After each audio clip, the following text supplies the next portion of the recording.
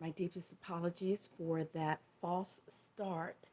However, as soon as I went live about 20, 30 seconds ago, I received a phone call from my eldest son, and I just couldn't ignore it. So I had to pause the live, but I'm back.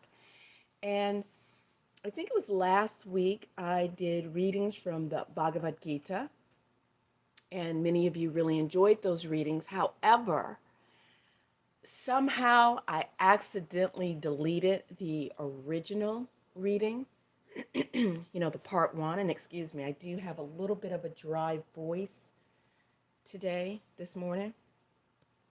So, anyway, I accidentally deleted the first part of the Bhagavad Gita reading. And then the second one, while I was doing it, somehow the live stream stopped on me. And that was a fiasco. So I had to just get rid of that one. So what I want to do is I do want to eventually get back to reading the Bhagavad Gita, but I kind of didn't feel like doing it right now immediately because I read 5 chapters and it's still kind of fresh in my mind, and I certainly do not want to bore you guys to death. So I will get back to the Bhagavad Gita uh, reading at some time in the near future. And if there's any particular scriptures that you guys would like for me to do a reading from, please let me know. And if I have it, I will. And if it's something that appeals to me, I will go ahead and do a reading from it. So, namaste. Good day, Pavel. Thank you for being here. So we're going to go back to one of my favorites and one of my favorite authors, which is Paul Foster Case, who I think it was back in the 40s, 30s, 40s, or 50s. He was like the top guy for tarot and wrote some amazing books.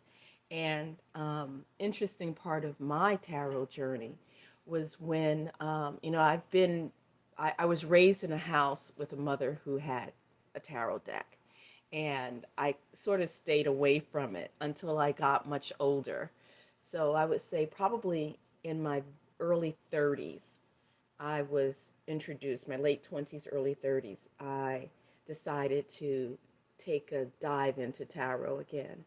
And I did off and on over the years. And it wasn't until I met a very dear friend of mine who was a psychologist, and she was also a tarot reader. And she shared with me the hero's journey and journeying through the first 22 major arcana, uh, being on the hero's journey, and how they were all related to each other. And that reblossomed my interest of a very deep love for tarot, and especially the Rider-Waite deck, Rider-Waite-Smith deck, Pamela Coleman Smith, and the 22 major arcana as a spiritual walk, as the hero's journey.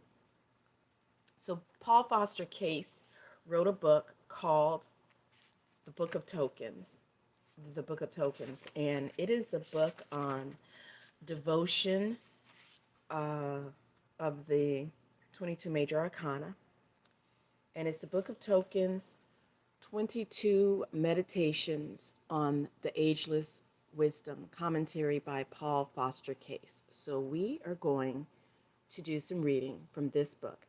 And again, please excuse the hoarseness of my voice. Hopefully that will go away. So we're going to start with the Fool, an Aleph, the meditation on Aleph, which is the first letter of the Hebrew alphabet, or Aleph Bet. Meditation on Aleph. So just so you can see what I am looking at, there you go. I am without beginning, without end, older than night or day, younger than the babe newborn, brighter than light, darker than darkness, beyond all things and creatures, yet fixed in the heart of everyone. From me, The shining worlds flow forth to me, all at last return. Yet to me neither men nor angels may draw nigh, for I am known only to myself. Ever the same is mine inmost being, absolutely one, complete, whole, perfect, always itself, eternal, infinite, ultimate, formless, indivisible, changeless. Of all existences, I am the source, the continuation, and the end. I am the germ, I am the growth, I am the decay. All things and creatures I send forth. I support them while yet they stand without. And when the dream of separation ends, I cause their return unto myself. I am the life, I am the will of the law, and the way that leadeth to the beyond. There is none else. I am the fire of mind which divideth itself into the superior and inferior natures, and putteth on a robe of flesh to come down. I am the vital principle of all that is. Nothing is that does not live. And of that life, I am the source. As it is written, first the stone, then the plant, then the animal, and then the man. But before the stone, I am the fire, distributed equally in space, nowhere absent, filling all, and before the fire, hidden within it. I am the pure knowing, whence all forms flow forth. Apart from me, there is neither wisdom, nor knowledge, nor understanding. Into every state of knowledge do I enter, into false knowledge as well as into true, so that I am not less the ignorance of the deluded than the wisdom of the sage. For what thou callest ignorance and folly is my pure knowing, and perfectly expressed through an uncompleted image of my divine perfection. Woe unto them who condemn these my works unfinished. Behold, they who presume to judge are themselves incomplete. Through many a fiery trial Through many a fiery trial of sorrow must they pass, ere the clear beauty of my wisdom may shine from out their hearts, like unto a light burning in a lamp of alabaster. I am the doer of all. Nothing moveth but by my power.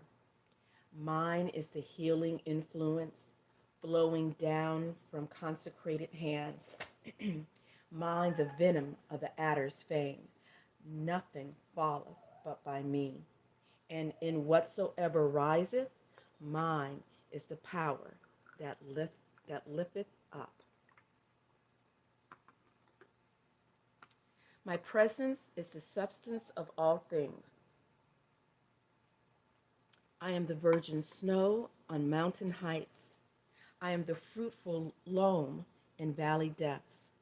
I am the gold and silver of the temple vessels. I am the mire on sandals left by the faithful at the temple gate. See me and regard me equally in all, O Israel, and thou shalt see indeed. For seeing thus shalt thou see too, that nothing is or can be my antagonist. All and in all shall I fight myself? What hath power to limit or defeat the very source of power? Know then that all thy sense of conflict is but the shadow play of ignorance. Wait with patience on me, thy Lord, and in my appointed time will I make clear that now is dark, and show before thee straight and true a path of safety in the very place where now an abyss of terror seems to open at thy feet. I am the beginning of all beginnings, checked by neither time nor space, held by no bounds of name or form, present everywhere, centering the full perfection of mine exhaustless power. I am thy Lord, O Israel, and Lord of countless hosts. Seek me in the Holy of Holies, and the heart of thy true temple. On the holy mountain, behold, I am with thee always, and I never sleep. I am the height above all heights. My descent reacheth likewise below all depths. Yet am I poised forever between height and depth in perfect balance. Consider me under the aspect of Aleph. There shalt thou find both height and depth, and the path also which joineth them for descent and return. Aleph is truth, am I, the ox of solar fire, whose radiance lighteth all the world, whose life breath ebbeth and floweth in creatures great and small, whose power taketh form in all the acts of men, of beasts, of plants, yea, and of these and of things which seem inanimate as well. Aleph am I, the patient burden bearer, strong to carry the load, strong to carry the heavy load of the manifest. Aleph am I, the eternal worker, by whose might all fields are tilled, and from whose life all seeds derive their growth and increase. Aleph am I, the fire, the first and the root. From mine unfathomable will, the universe hath its beginning, and my boundless wisdom are the types of patterns of all things. Before all worlds I was, in all worlds I am, and when worlds are but a memory, I shall be. So there you have it. Paul Foster Case's meditation on Aleph. And thank you for bearing with me. I hear my kitty cat, she was eating her breakfast, and of course she had to make her presence known. And anytime you hear me repeat a phrase, it might have been because I sort of didn't read the words correctly in the first place. My eyesight, plays tricks on me. But thank you, Pavel. Pavel says it was such a beautiful reading. It was, and if you've been on the channel, I have read from the Book of Tokens before, and I think maybe 2 years ago. But what I found interesting is that each time I read it, I see something new. A symbolism pops out at me that I didn't quite see before. And I found it really interesting. So as I was reading through it, it reminded me of when when Lord Krishna was speaking to Arjuna. It reminds me of the first breath of life that we take. It reminds me of the soul's descent into manifested matter. It reminded me of a lot of things. So I invite you to check out a copy of the Book of Tokens. I'm not sure if it's still in print, or you can probably find a PDF. There's lots of PDFs of Paul Foster Case's work online. I would definitely encourage you to do some meditations with it. to meditate on Aleph. And oh, and another thing I saw in there when he mentioned something about I am like the seed, the growth, the decay, it reminded me of the description of Lord Shiva, who is the creator, the sustainer, and the destroyer. And there's so much truth in that meditation. It also reminds me of the self with the capital S, you know, in my mind. And I think I learned this worldview from my time with the Vaishnav devotees, or AKA the Hare Krishnas. I know the Hare Krishnas, you know, people make fun of them, you know, years ago when they used to play the tambourines at the airport. But uh, Bhakti Yoga is beautiful. And where was I going with that?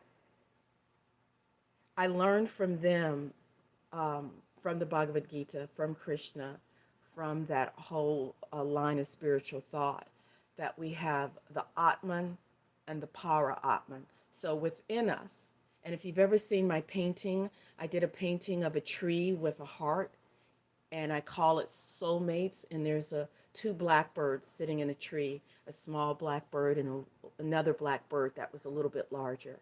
And for me, that it's like our soul and our super soul, or our Atman and our super Atman, the part of us, the small self, and the bigger self, which is our part